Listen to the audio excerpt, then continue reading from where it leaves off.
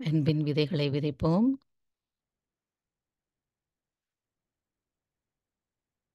ஞானத்தை எங்களுடைய இதயங்களில் வைப்போம். பாப் தாதாவின் மென்மையான வாசகங்கள்.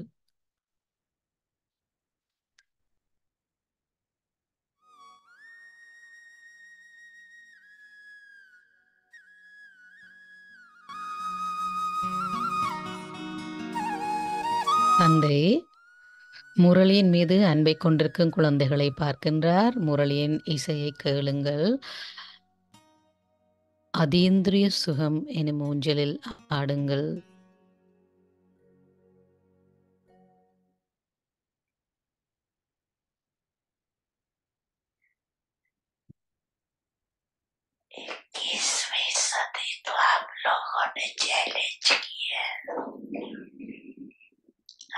நீங்கள் எல்லோரும் 21ஆம் நூற்றாண்டுக்கான ஒரு சவாலை விடுத்திருக்கின்றீர்கள். நீங்கள் அந்த முரசங்களை அடிக்கின்றீர்கள். உங்களுக்கு இது நினைவிருக்கின்றதா? ஒன்றில் சத்திய உலகம் வரும், அல்லது நீங்கள் அந்த சூழலை உருவாக்குவீர்கள் என்ற சவாலை நீங்கள் விடுத்திருக்கின்றீர்கள். நீங்கள் இந்த சவாலை விடுத்தீர்கள் தானே?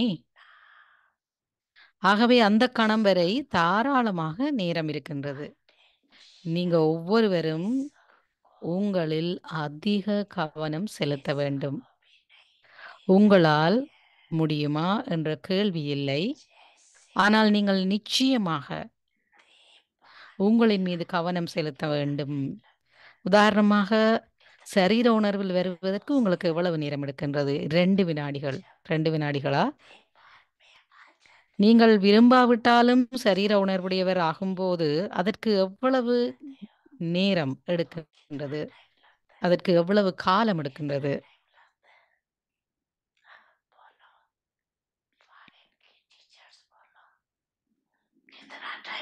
அதற்கு எவ்வளவு காலம் எடுக்கின்றது? 1 வினாடியா அல்லது அதை விட குறைந்தளவு நேரமா? நீங்கள் சரீர உணர்வில் இருக்கின்றீர்கள் என்பதை உணர்வதே இல்லை.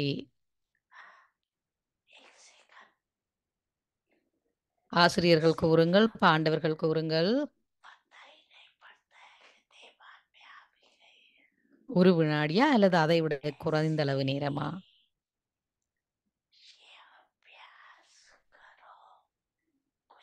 ஆகவே நீங்கள் இதனை பயிற்சி செய்யுங்கள். என்ன நடந்தாலும், நீங்கள் என்னதான் செய்து கொண்டிருந்தாலும், நீங்கள் இயல்பாகவே ஆத்ம உணர்வுடையவர்கள் ஆகியுள்ளீர்கள் என்றும் சக்தி வாய்ந்த ஸ்திதியுடன் இருக்கின்றீர்கள் என்பதையும் உணராத வகையில் இருக்க வேண்டும். அதாவது நீங்கள் உங்களின் தேவதை ஸ்திதியில் இயல்பாக இருக்க வேண்டும்.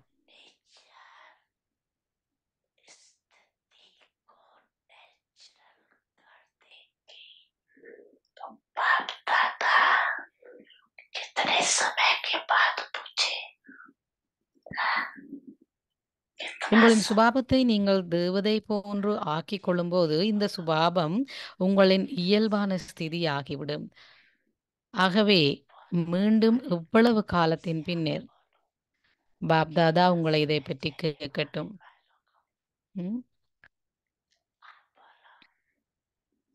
உங்களுக்கு எவ்வளவு நேரம் தேவை? ஜெயந்தி பேசுங்கள். உங்களுக்கு எவ்வளவு நேரம் தேவை? உங்களுக்கு எவ்வளவு காலம் தேவை? வெளிநாட்டில் இருப்பவர்கள் எல்லோரின் சார்பாகவும் கூறுங்கள். வெளிநாட்டவர்களுக்காக உங்களுக்கு எவ்வளவு காலம் தேவை? ஜாங்கி தாதியே கூறுறாங்க. அவங்க என்ன சொல்றாங்கண்டா, அது இன்றே நடக்கும், நாளை என்று இருக்காது. அது இன்றே நடக்குமாக இருந்தால் நீங்கள் அப்படி ஆகுவீர்கள் என்பது அல்ல, ஆனால் நீங்கள் அப்படி ஆகியுள்ளீர்கள். எவ்வாறாயினும் நீங்கள் அப்படி ஆக வேண்டுமென்றால் அது எப்போது? பிரம்ம பாபாவின் இந்த சமஸ்காரத்தை இன்று பாப்தாதா வெளிப்படுத்தியுள்ளார்.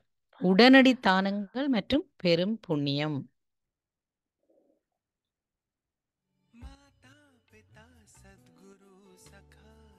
भी तो एक हमारे हो शिक्षक तुम्हें रख வாருக்கு உங்கள் அனைவரையும் வரவேற்கின்றோம். இன்றைய தினம் 13. ஒரு கர்மயோகியாக இருங்கள். அனுபவம் செய்து மற்ற ஆத்மாக்களுக்கும் அந்த அனுபவத்தை கொடுக்க வேண்டும். உங்கள் பெறுபேறுகள் மற்றும் உங்கள் நினைவின் அடிப்படையில் ஆத்மாக்களாகிய நீங்கள் அனுபவம் செய்ய வேண்டும் மற்றும் மற்ற ஆத்மாக்களுக்கு அந்த அனுபவத்தை நீங்கள் வழங்க வேண்டும். இதுவே சகஜமான ராஜயோகம் மற்றும் கர்மயோகத்தின் உண்மையான விளக்கம். உங்களுக்குள் அமைதியையும் சக்தியையும் அனுபவம் செய்வது பெரிய விஷயம் அல்ல. ஆனால் நீங்கள் ஒரு சூழ்நிலையை உருவாக்கி அந்த அதிர்வுகளை உங்கள் நினைவு சக்தியால் உலகில் பரப்பினால் அதுவே முதல் இலக்க சகஜ ராஜயோகி மற்றும் கர்மயோகி என்று அழைக்கப்படுகின்றது. அதாவது இலகு ராஜயோகி மற்றும் கர்மயோகி என்று அழைக்கப்படுகின்றது. ஓம் சாந்தி. இப்பொழுது மோகினி தீதி கூறுவதை கேட்போம்.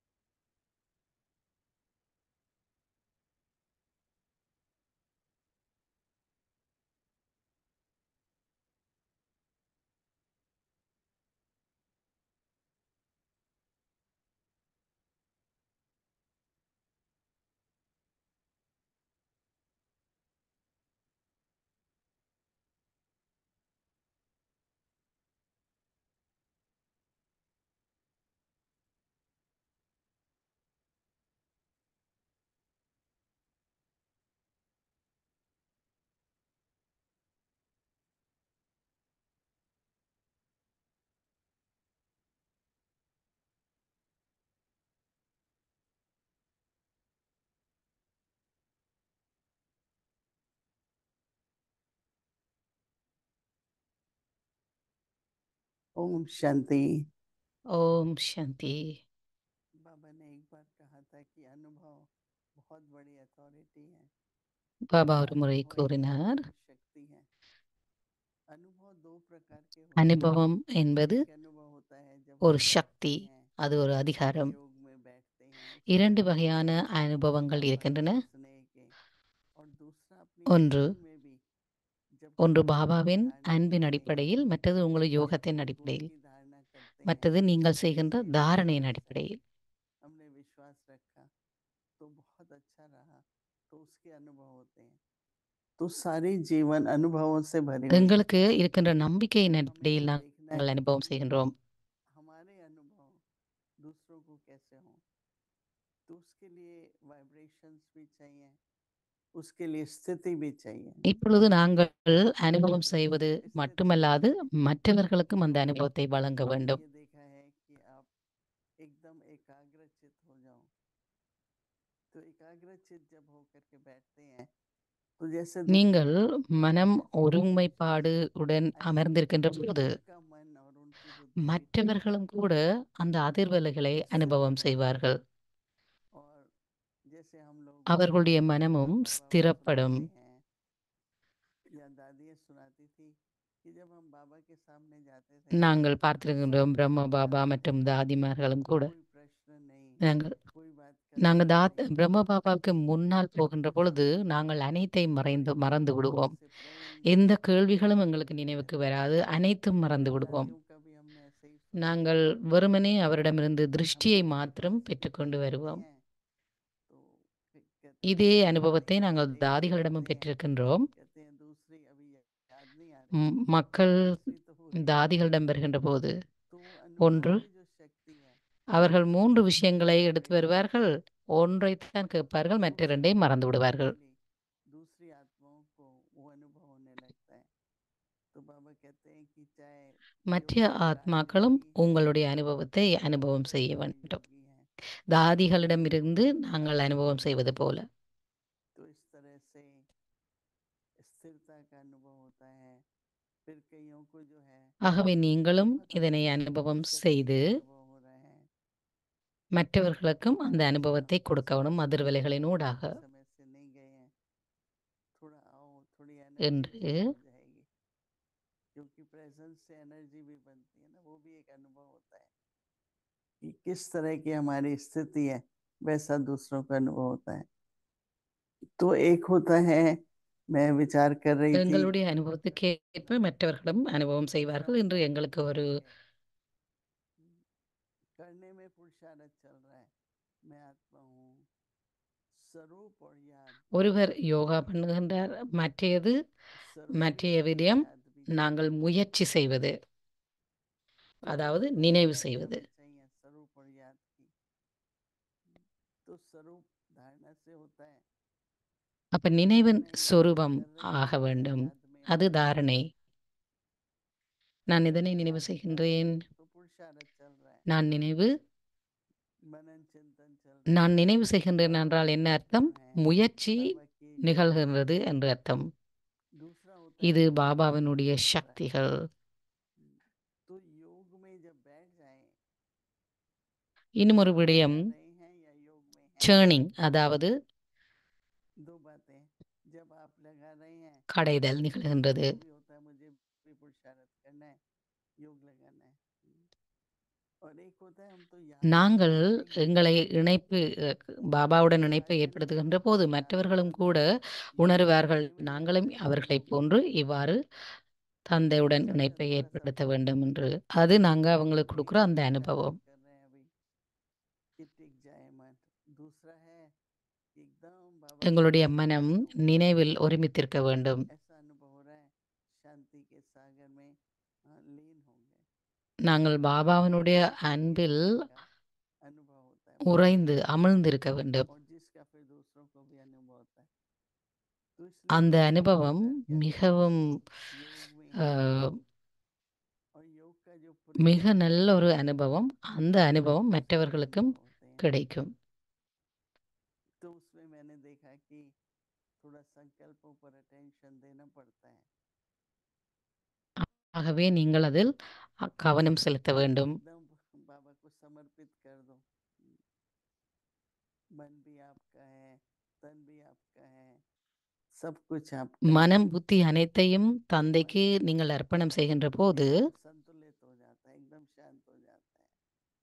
அப்பொழுது மனம் इसलिए जो बाबा जी மிகவும் कहते ஒரு हैं, சமநிலையில் करो இருக்கும். और कराओ, तो पहले खुद को பாபாவிற்கு समर्पित அர்ப்பணிக்கின்ற போது.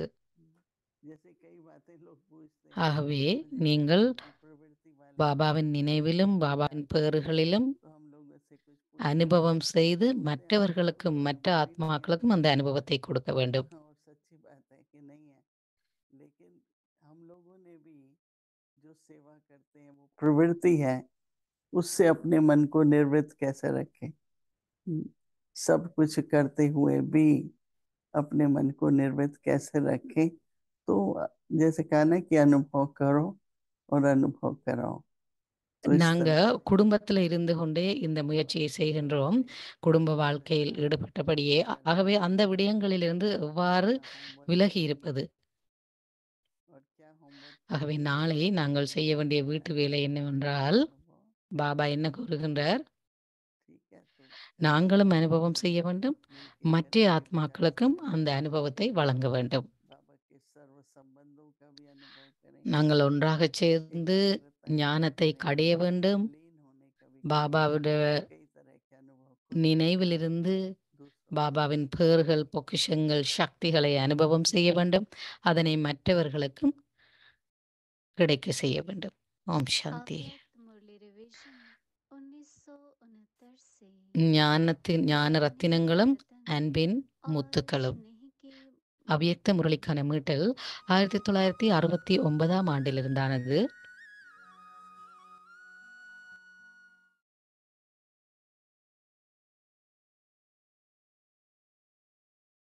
இன்றைய முரளிக்கான திகதி 23/6/1973. अव्यक्त முரளிக்கான தலைப்பு 23 जून 1973 अलौकिक அலௌகிக यजमानी, பொக்கிஷங்களுக்கு सर्व எஜமானன். कमजोर आत्माओं को बल देने वाले நீங்கள் உங்களை सर्वात्माओं के லைட் ஹவுஸ் மற்றும் மைட் ஹவுஸ் என்று புரிந்து और கொள்ளுகின்றீர்களா? संस्कारों को அதாவது வெளிச்ச வீடு वाले மற்றும் சக்தி और வீடாக आत्माओं புரிந்து वाले கொள்ளுகின்றீர்களா? संस्कार நீங்கள் சமயத்தின் बनाने वाले ஸ்திதி बाप காரணமாக अपने அனைவருடைய light எந்த house और சொரூபம் might house உங்களை दोनों உலக के संस्कार நன்மையாளன் ஆக்க முடியும். वर्तमान समय அந்த के சொரூபத்தை நீங்கள் தெரிந்து கொண்டீர்களா? आप सभी का कौन सा स्वरूप சக்தி வீடு வீடு का வீடின் சொரூபம் இந்த நேரத்தில் है அவசியமானது. நீங்கள் சக்தி வீடாக இருக்க வேண்டும். उस स्वरूप को சக்தி வீட்டின் சொரூபமாக இருக்க வேண்டும். சக்திவான் इसलिए சர்வசக்திவான் பாபாவினுடைய குழந்தை நான். लाइट हाउस के स्वरूप की क्या நான் கூட स्थापना ஒரு करते हो சக்தி வீடாக कि இருக்கின்றேன் ऑलमाइटी என்பதை बाप के நாங்கள் அனுபவம் செய்ய स्वरूप வேண்டும். हम भी माइट हाउस அனைவரும் சக்திகள் அனைத்து சக்திகளும் தனக்குள் நிறைந்துள்ளது என்பதை நீங்கள் அனுபவம் செய்கின்றீர்களா? வெறும் சக்திவான் அல்ல, சர்வ சக்திவான் என்று புரிந்து கொண்டுகிறீர்களா? लेकिन सर्वशक्तिवान பிராமணர்களுடைய जिनका பொக்கிஷ सर्वशक्तिवान களஞ்சியத்தில் இல்லை என்றால் के लिए இல்லை என்ற சக்தியே கிடையாது என்ற மகிமை यात्रा को சர்வ சக்தி शक्ति சம்பூர்ண நிலைக்குத்தான் प्राप्ति के பாடப்பட்டுள்ளது. खजाने में இல்லை என்ற பொருளே जैसे இல்லை. देवताओं के लिए गायब தேவர்களின் अप्राप्त பொக்கிஷ களஞ்சியத்தில் அதாவது கஜானாவில் என்று தேவர்களுக்கு மகிமை பாடப்பட்டுள்ளது. அதே போல वैसे आप ब्राह्मणों பிராமணர்களுடைய के பொக்கிஷ களஞ்சியத்திலும் கூட இல்லை என்ற சக்தியே கிடையாது. ब्राह्मणों के खजाने में ஏனென்றால் क्योंकि மாஸ்டர் मास्टर சர்வசக்திவான் அல்லவா? सर्वशक्तिवान है எங்களுடைய தந்தையின் பெயர் जब மாஸ்டர் आपका சர்வசக்திவான். नाम सर्वशक्तिवान பாபாவினுடைய மகிமை Almighty சர்வசக்திவான், authority அதாவது சர்வ சக்திகளின் अर्थात सर्वशक्तिवान கஜானாவிற்கு खजाने பொக்கிஷ களஞ்சியத்துக்கு எஜமானனின் के குழந்தை. मालिक हैं அப்படிப்பட்ட தந்தைக்கே நாம் वैसे எஜமானன் आप என்றால் जब நம்மிடம் आपके இல்லை என்ற சக்தி இருக்க முடியுமா? தன்னை मालिक குழந்தை என்றும் எஜமானன் என்றும் तो क्या புரிந்து आप கொள்ளாதவர்கள் खुद யாராவது से இருக்கின்றீர்களா? बाहरी हो सकती है அனைவரும் जो எஜமானன் बालक सो मालिक எஜமானன் है குழந்தைகள் தானே அமர்ந்துள்ளீர்கள். ऐसा कोई है जो अपने को बालक सो मालिक नहीं சர்வ समझते சக்திகளின் எஜமானன் தானே நீங்கள். इसलिए मालिक बैठे हैं என்னிடம் सर्वशक्तिवान சகிப்புத்தன்மை இல்லை, खजाने மாயையை के கண்டறியக்கூடிய मालिक சக்தி இல்லை, ஞான பொக்கிஷங்களை खजाने के मालिक की பாதுகாக்கக்கூடிய சக்தி இல்லை शक्ति என்ற எண்ணத்தை कर கட்டுப்படுத்த सकते हैं क्या கூடிய சக்தி இல்லை, कि हमारे पास பொக்கிஷங்களை शक्ति நினைவு है செய்யக்கூடிய சக்தி இல்லை என்ற व எண்ணத்தை माया को पकड़ने அனைத்து की शक्ति சக்திகளின் नहीं है எஜமானன் व கொண்டிருக்க ज्ञान के முடியுமா? खजाने को எவ்வளவுதான் संभालने புத்தி की शक्ति नहीं है व संग्रह व விஸ்தாரமான विस्तार காரியம். की அதாவது शक्ति नहीं है व खजाने को सुमिरन करने की शक्ति नहीं है விரிவாக்கத்தில் இருந்தாலும் ஒரு कितना भी வினாடியில் विस्तार அனைத்தையும் நீங்கள் உள்ளிழுக்கும் कितने சக்தி विस्तार உங்களிடம் में இல்லையா? भी हो लेकिन विस्तार को एक सेकंड அதாவது में எக்ஸ்பேன்ஷன்லிருந்து समाने की merge शक्ति பண்றது, नहीं விரிவாக்கத்திலிருந்து वैसे சாரத்துக்குள்ள வர அந்த आपके சக்தி உங்களிடம் प्यारे இல்லையா? फूल எஜமானனின் वही குழந்தை आपके இது सामने போன்ற எண்ணம் அல்லது मुस्कुराते வார்த்தையை हैं நீங்கள் கொண்டிருக்க முடியுமா? अगर होता है அப்படி तो வந்ததென்றால் उसको क्या அவர்களை कहें என்ன சொல்ல முடியும்? उस அந்த समय நேரம் की स्टेज को அந்த நேர स्थिति ஸ்திதியை क्या वो அதாவது मालिक बने நிலையைத்தான் स्थिति எஜமானன் बन நிலை என்று सकते கூற हैं முடியும். मालिक सदा எஜமானன் मालिक என்றால் रहता है நீங்கள் சதா जी எஜமானனாகத்தான் இருக்க आगे முடியும். की मुरली ஓம் कल சாந்தி. सुनेंगे இந்த முரளி நாளை தொடரும்.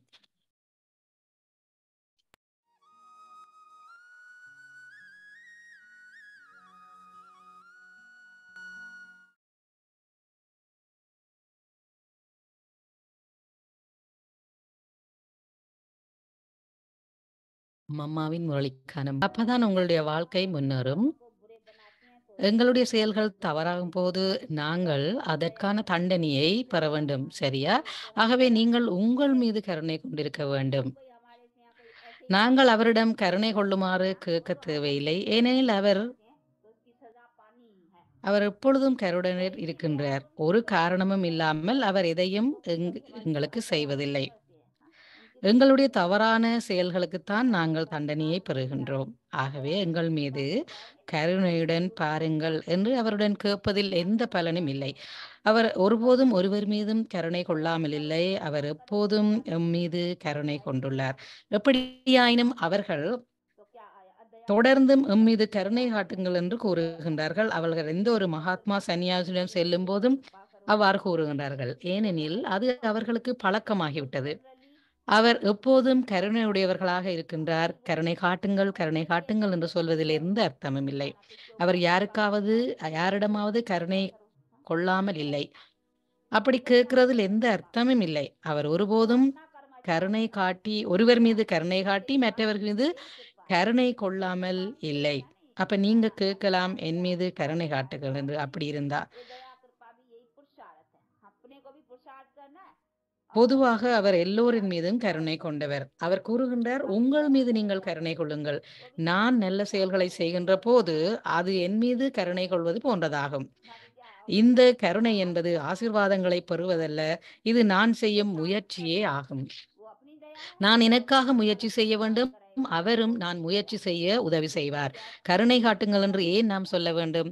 அவரும் சொல்லுகின்றார், முயற்சி செய்யுங்கள், நல்ல செயல்களை செய்யுங்கள், அதுதான் ஒரு கருணை கொள்வது. வேறு என்ன உள்ளது? இது அவர் தனது கைகளை எமது தலை மீது வைப்பது அல்ல, அதற்கான அவசியமும் இல்லை. முயற்சி செய்வது என்பது எம் மீது நாம் கருணை கொள்வது ஆகும். அவர் உங்களை முயற்சி செய்ய பண்ணுவார். அதுதான் அவரின் கருணை. நாங்கள் அனைவரும் இதன் உண்மையான அர்த்தத்தை புரிந்து கொள்ள வேண்டும். ஓம் சாந்தி.